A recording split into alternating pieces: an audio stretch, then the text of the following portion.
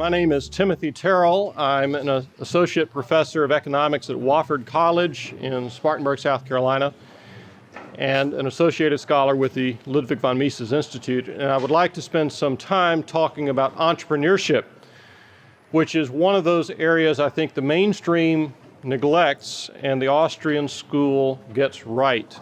It's one of those areas where we can distinguish ourselves from the other schools of thought.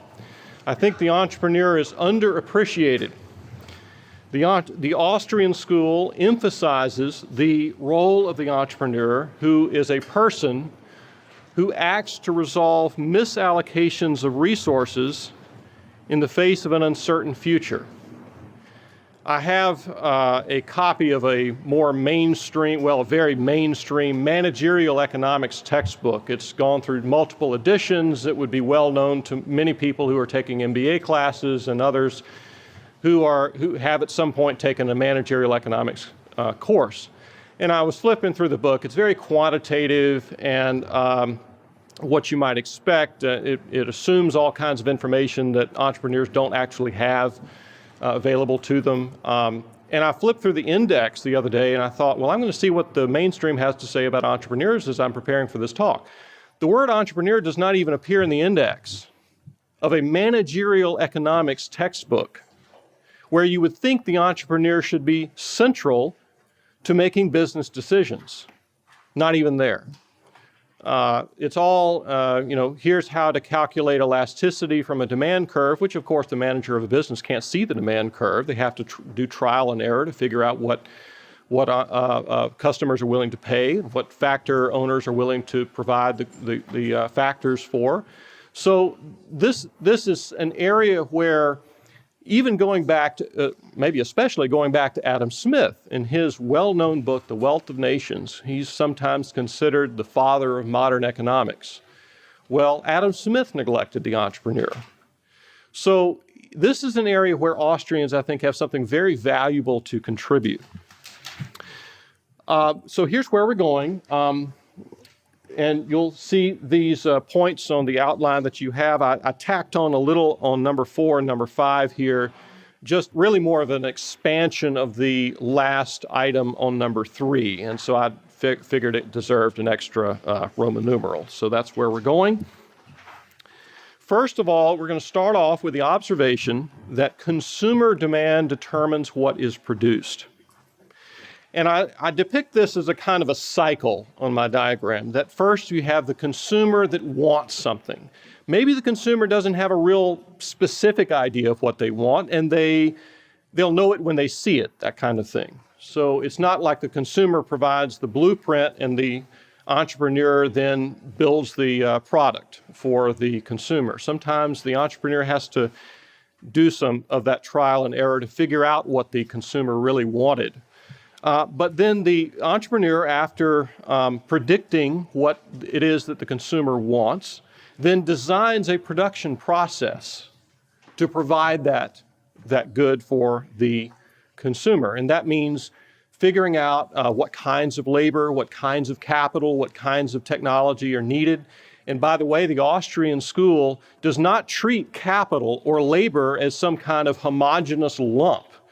Capital is differentiated. There are all kinds of different types of capital, and maybe the discussion later on the business cycle will mention the importance of that. So then the entrepreneur has to come up with the resources to carry out this production. The entrepreneur is not someone who simply observes, oh, it would be nice if consumers had X, and then here's how X would be done or produced. This is about how the entrepreneur actually carries out these plans and takes a risk in doing so, faces uncertainty. Okay, so then the entrepreneur gathers these resources together over time, produces a product. Again, this takes time, and then receives whatever is left over after the consumer pays the entrepreneur for this final product. So the entrepreneur is paying the laborers, paying the managers who are working on this project, paying the owners of raw materials, paying the providers of capital and so forth. And then if there's anything left over after receiving the revenues from this production process, that's what the entrepreneur gets to keep. And then I say that this is a cycle because the entrepreneur has to then think, well, what did I do right and what did I do wrong? Where was it that I didn't quite get the product right that the consumer wanted, and where could I make improvements? And so they then redesign the production process. And meanwhile, as I'll point out later, the consumer's preferences are always changing. The prices of labor, the prices of capital, all these things are in constant flux. So the entrepreneur can't just set a production process and then forget it. This is a constant cycle of design, redesign, reevaluation, reassessment of what the consumer wants and what the available resources are. Mises, in his book Profit and Loss, which I think is mentioned as your recommended reading for this talk, says that the entrepreneurs fail to produce in the cheapest and best possible way those commodities which the consumers are asking for most urgently. They suffer losses and are finally eliminated from their entrepreneurial position. Other men who know better how to serve the customers replace them. Now, in Professor Englehart's talk before the brunch, he mentioned factor prices and the imputation of value to producer or production goods. And so I know that he discussed that briefly toward the end of his talk, and this is where this ties into the concept of the entrepreneur. So it's a seamless transition, really, from discussing markets and prices to discussing the role of the entrepreneur. So the valuation of goods drives these input prices. So for example, the preference for diamonds might rise. Then that means the price of diamonds is going to go up in the market because of shifting demand. And then that means that the wages of the diamond miners will rise. And this is something that people don't necessarily get when they think about economics and pricing and so forth. And it leads to some rather tragic results. I mean, for example, if someone from some child from the Girl Scouts comes to your front door and says, "I'd like to sell you some cookies," do you say, "Well, you'd be better off if I did not buy from you because I'm simply reinforcing child labor if I do this"? Well, no, of course you think, well, this person will be better off if I buy their product. Their wages will go up. Now, Girl Scouts aren't paid exactly for this kind of work, but the principle is the same, that you're going to make this person better off if you demand more of their product, not less. And that's a misconception that many people have about markets. Another example would be basketball. There's a demand for high-skilled basketball playing, which means that the price of tickets to NBA basketball games would go up, and that means that the wages of basketball players would then rise. Notice that this is not, you pay a lot for a ticket because NBA basketball players get paid a lot of money. It's the other way around. You're willing to pay a lot for a ticket, therefore the factors, the laborers, the basketball players are paid a lot because you want what they have to produce, what they have to offer. All right, another example would be, say the preference for internet-delivered movies rises. So the demand for physical disc rental, DVD rental falls, and then that means the returns to Blockbuster shares fall. And ultimately, Blockbuster went out of business because consumer preferences changed. They thought, well, why should I get in the car and drive over to look at a limited selection in some store when I can just click on my remote control and there's my movie.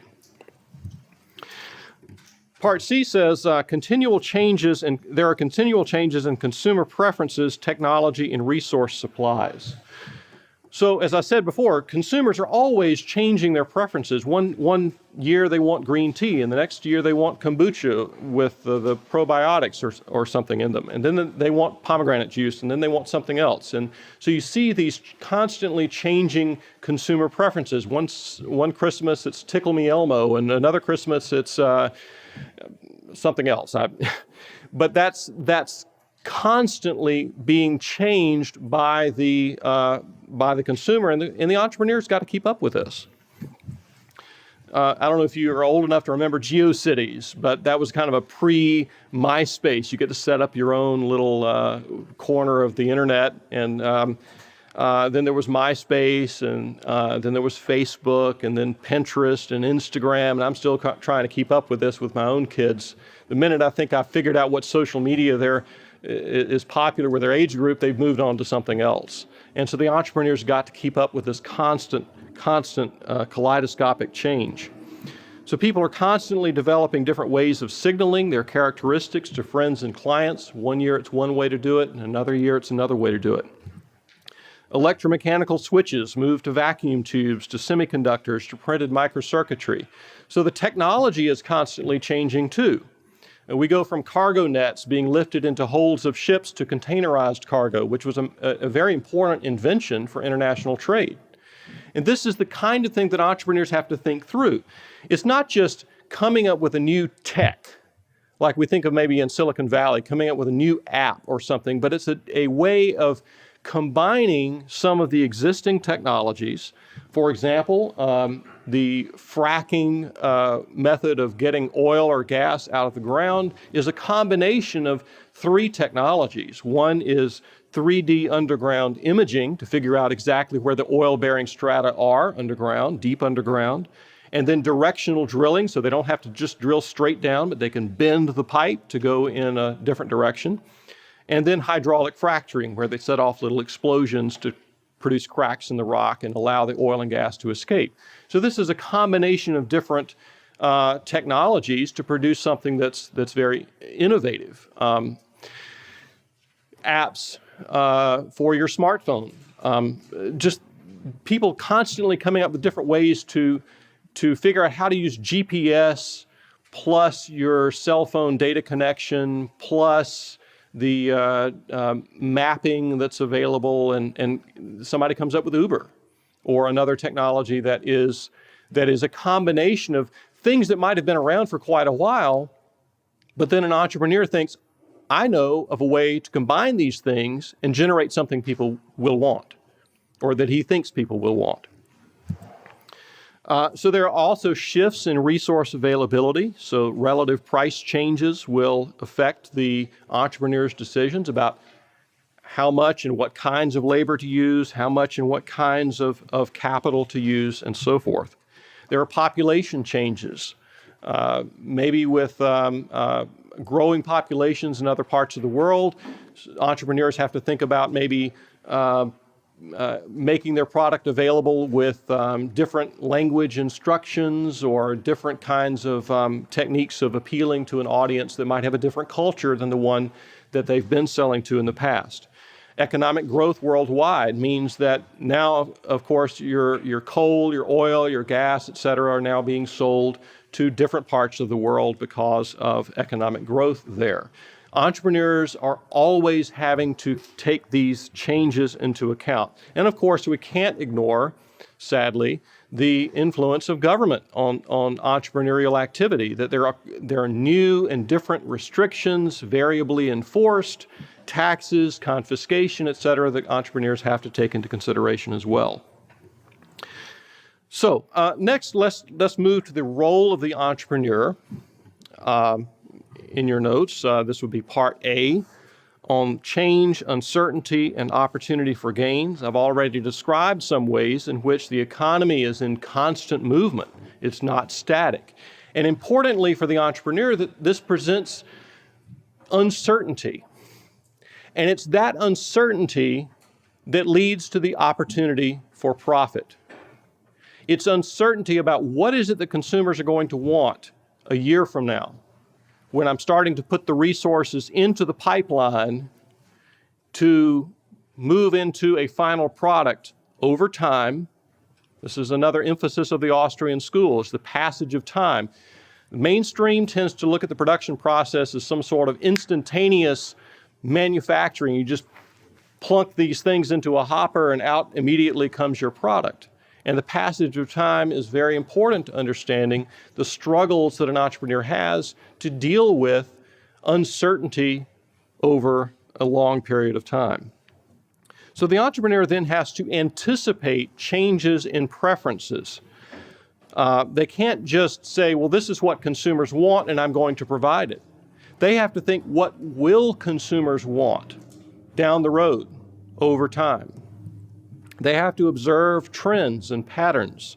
They have to understand human psychology. They have to understand human tastes.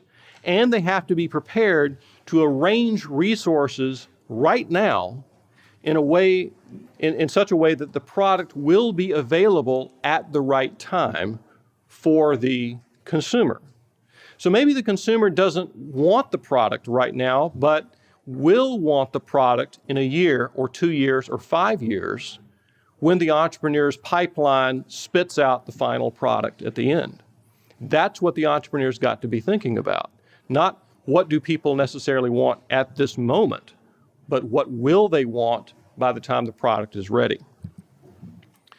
So this means entrepreneurship really is something that involves some people might call it an art of prediction, a combination of sometimes non-quantifiable variables that you can't plug into some kind of equation to spit out some kind of optimal result.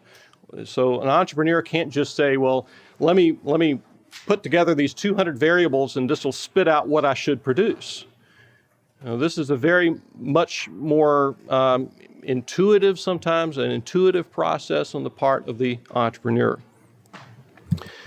Mises says, again from the same source that I mentioned earlier, the business of the entrepreneur is not merely to experiment with new technological methods, but to select from the multitude of technologically feasible methods those which are best fit to supply the public in the cheapest way with the things they are asking for most urgently. Whether a new technological procedure is or is not fit for this purpose is to be provisionally decided by the entrepreneur and will be finally decided by the conduct of the buying public. Maybe 15, 16, 17 years ago, there was this initial burst of growth in the internet, and everybody started to think, well, what can I provide using the internet? And I won't get into how the Federal Reserve sort of intervened in the process to distort entrepreneurial decision-making. I'll leave that for one of our later talks. But people were coming up with things like, I think there was an egroceries.com where you were going to be buying your groceries over the internet. Well, it turned out that the entrepreneurs who invested resources in this pursuit were wrong. That's not what consumers want. They want to be able to, tap the cantaloupe and figure out whether it's ripe or not. And buying this kind of thing over the internet, at least at that time with the existing technology, wasn't something consumers really wanted. And so it was one of the casualties of that .com bust, bust in the late 90s. So entrepreneurs need to anticipate changes in technology and resources, and we need to keep in mind that this doesn't mean that a new technology is always best. Sometimes the new technology is not the most appropriate way to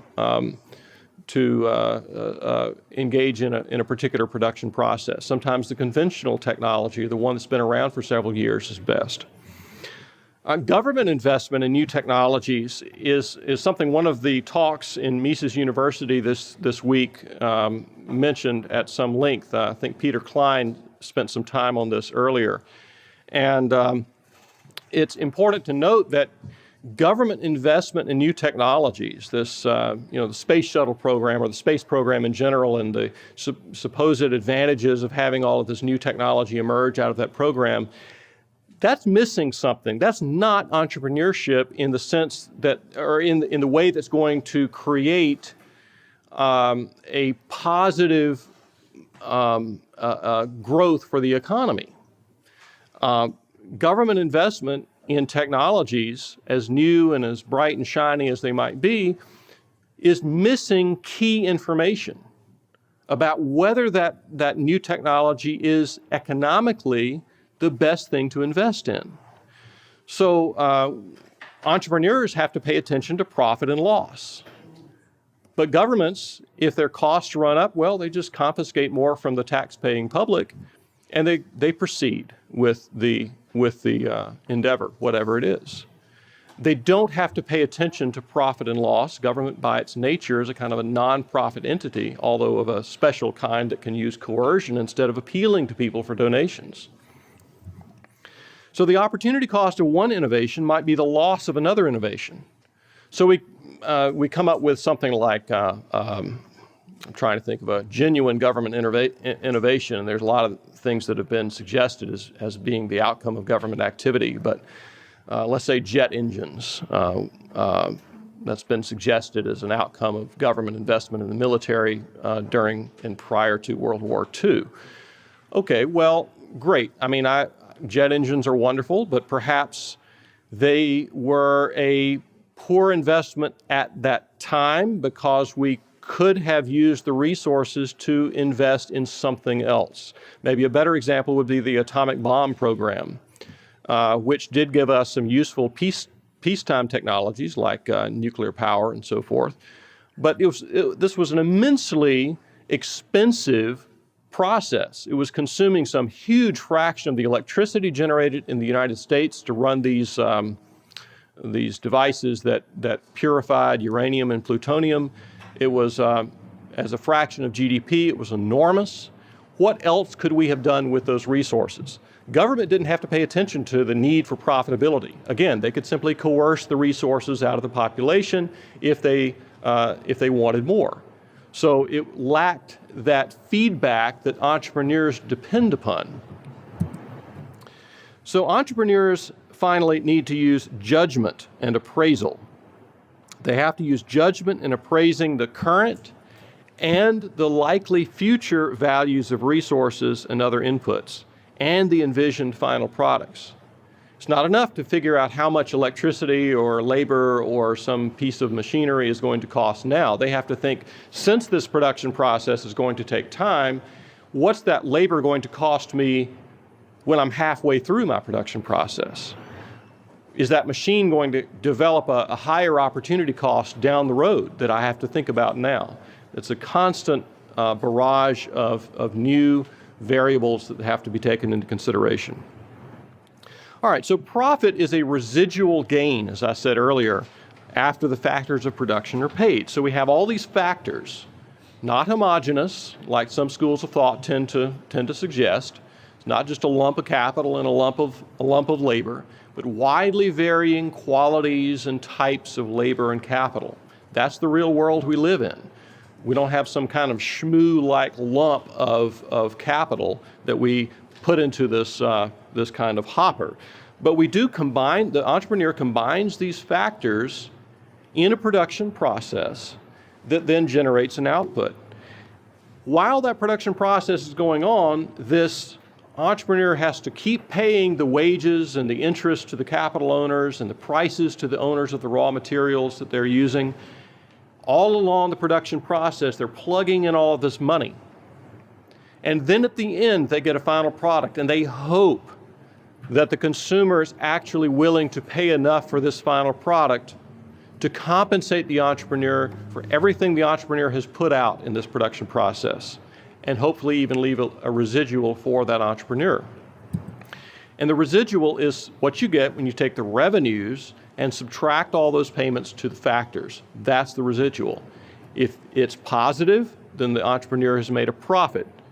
If it's negative, the entrepreneur has lost resources, and if they keep running losses, they'll eventually go bankrupt, which is a useful process, by the way. Bankruptcy is the process of moving resources from entrepreneurs who have not correctly predicted what people want to entrepreneurs who do correctly predict what people want. So when government tries to get in the way of a bankruptcy process and says, oh, we need to bail this entrepreneur out, what they're actually doing is they're stifling the process that allows resources to go to their most valuable uses. Ultimately, it even hurts the laborers who are involved in these processes, who are then being guided by entrepreneurs who are not using resources efficiently. Now, Karl Marx said that capital begets profit. That's not true. Okay, capital by itself is an inert object. You have to combine capital with the creative action of the entrepreneur to generate profit. The more profit there is for entrepreneurs does not mean there's less for laborers. Okay, revenues are not fixed. It may be that by paying workers more, you get more productivity and the entrepreneur can enjoy higher residual. So there's not some kind of fixed pie out of which you have to take the entrepreneur's payment, resource payments, laborer payments. That's not the way it works, even though a lot of people think of payment to workers as somehow taking away from the profit to entrepreneurs. The pie can vary in size depending on how efficient the entrepreneur is. We also sometimes make the mistake of thinking that profit is, since we call it a residual, that sounds a lot like some kind of unnecessary leftover. Well, that's not true. Profit is key. It is essential to the production process. Herbert Hoover, back at in the beginning of the Great Depression, thought, well, what we need to do is we need to keep wages propped up and allow entrepreneurs to take a hit to profit. Because he thought, well, profit's kind of this disposable thing, we don't have to have it anyway, so the key thing is to give spending power to the workers. Well, that changes things fundamentally in the economy. Profit's not a disposable, unnecessary thing. It's a signal, for one. If you see an entrepreneur making a big profit, that suggests, well, maybe that entrepreneur has lit onto something valuable, a valuable reorganization of the production process. Maybe that's something worth copying. And more resources go in that direction. If you tax profits, or if you otherwise penalize that entrepreneur, you're dampening that signal that's telling people, move resources over that direction. Also, you're incentivizing entrepreneurial activity. Remember that entrepreneur is facing uncertainty. You don't have profit, you don't give the entrepreneur any incentive to take on that risk of loss. I mentioned bankruptcy already, I won't go through that here, but Mises says profit and loss are generated by success and or failure in adjusting the course of production activities to the most urgent demand of the consumers. And there's a simple rule of thumb to tell entrepreneurs from non-entrepreneurs. The entrepreneurs are those on whom the incidence of losses on the capital employed falls. And let's talk about point C in your outline there. It says the difference between the profit and the rate of interest. Now, interest is the exchange rate between present and future goods. We all value goods now more than the same good later, other things being equal. That's interest, that's not profit. Even though the mainstream will say, well, you're getting more for your product today than you put in at the beginning, and all of that difference, they would say, is profit. Not so, okay? Part of that difference between what the entrepreneur gets at the end in revenues and what the entrepreneur put in payments to factors at the beginning, part of that is interest. Because you're having to persuade the resource owners to give up goods now and wait to get payment of interest later. Entrepreneurs may also wear other hats for the firm. They may, especially if you're looking at very small firms, you may have an entrepreneur doing all the accounting or doing the hiring and firing, and some of that is something that you might trust to a manager who's paid a wage. We would call those entrepreneurial quasi-wages. They're not the same thing as profit. Finally, let me mention briefly in this section profit and disequilibrium.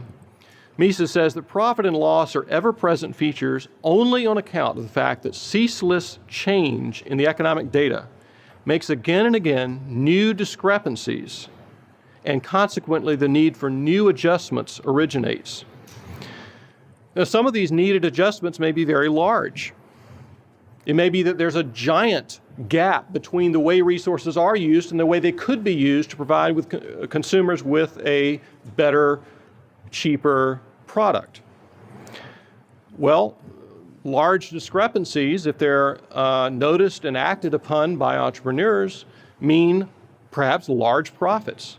You tax those, and you're reducing the ability of the entrepreneur or the incentive for the entrepreneur to resolve those large gaps. And so you're left with that persistent inefficiency. Mises says taxing profits is tantamount to taxing success in best serving the public. One example of this would be the 1920 Transportation Act, which taxed half of all the profits to railroads that were considered excessive, and then put those into a fund out of which they subsidized the less successful or less efficient railroads. This is penalizing the efficient and subsidizing the inefficient. No wonder railroads ended up becoming inefficient by the middle of the 20th century. I need to spend a minute or two on this ERE idea, the evenly rotating economy. Now, this is a fictional construct created by Mises in which there's no uncertainty about the future. Now, he did this to try to establish the difference between interest and profit. Interest, remember, is the payment that you make to a capital owner for giving up those resources for a period of time. Profit is that residual that the entrepreneur receives. But in the ERE, in that evenly rotating economy where there's no uncertainty at all, there's no entrepreneurship. There can be none, and there's no profit. We don't think that's really the way the world is, but it's a way of establishing that distinction between capital interest and profits to entrepreneurs. So who's an entrepreneur? I'll close with this. Capitalists are those who are providing an advance to the owners of factors. That by factors I mean labor and capital and so forth, raw materials, in exchange for taking control of those long enough to produce a final product. The capitalist receives more from the consumers than their payments to the factor owners, and that difference is interest. And again, because there's no uncertainty in the ERE, that's the only thing you see is interest, no profit. Bob Murphy's just come out with this wonderful book, Choice, which is a distillation of a lot of the ideas in Human Action by Mises. And he says in that book that capitalists who lend money to a business venture may be contractually guaranteed a certain percentage return, regardless of the success of the company. But they know that if the company fails badly enough, it may default on its loan and repay only pennies on the dollar. So in that sense, the capitalist may be acting also entrepreneurially, being aware that they may suffer a loss of their loan if the entrepreneur who's guiding this process fails. So entrepreneurship is much broader than we sometimes think of it as being. In fact, all of us, to some extent, act entrepreneurially. You are an entrepreneur, whether you recognize it or not. Every individual is making decisions now to prepare himself or herself for the future, an uncertain future. Richard Cantillon in 1755, and this we think might be a picture of him. I asked Martin Thornton more about that. But he says entrepreneurs work for uncertain wages, and everybody else for certain wages until they have them, although their functions and their rank are very disproportionate. He says the general who has a salary, the courtier or servant who has a pension, the domestic who has wages are in the latter class. All others are entrepreneurs. He says even beggars and robbers are entrepreneurs of this class. So to sum up, entrepreneurs are uncertainty bearers in an economy full of constant change. The entrepreneur's boss is the consumer, and consumer demand is what that entrepreneur's got to keep an eye on all the time. Profits result from accurately predicting the future, desires of the consumer, resource availability, technology, and competitive conditions. And then they have to act on those predictions. They receive the residual after all the factors are paid. If you tax those profits, you get ultimately less consumer satisfaction. Losses result from poor entrepreneurial judgment, and again, all of us act entrepreneurially in some way. You can't reduce economics to a set of equations or actuarial tables. The information the entrepreneur acts on is often tacit. It's not in quantitative form. Thank you very much for your attention.